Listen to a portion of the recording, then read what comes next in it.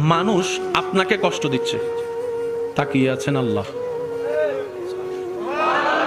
নিয়ামত, তাকিয়ে আছেন আল্লাহ।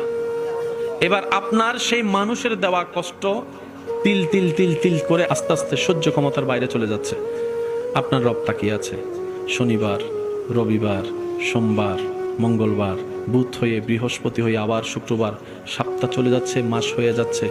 আপনি শুধু রবের দিকে তাকায় সবর করে আছেন। রবের যেই দিন ইচ্ছা হবে, রব ফেরেশতাকে বলবে, কিরে আমার বান্দাকে মাসের পর মাস, বছরের পর বছর কষ্ট দিচ্ছে, সেইভাবে ধৈর্য ধরে সহ্য করে আছে কেন? ফেরেশতা বলবে, আল্লাহ তোমার হুকুমের অপেক্ষায় বসে আছে, তোমার হুকুমের অপেক্ষায় বসে আছে। সে তোমাকে সন্তুষ্টি করার জন্য মুখ থাকার পরও গালির পরিবর্তে গালি দিচ্ছে না। আল্লাহ সে তোমাকে রাজি করার জন্য মারের পরিবর্তে মার দিচ্ছে না। সে দুনিয়ার মানুষ সৃষ্টি তাকে কষ্ট দিচ্ছে, সে তোমার সৃষ্টিকে ভালোবাসা দিয়ে যাচ্ছে, মায়া দিয়ে যাচ্ছে, সেবা দিয়ে যাচ্ছে।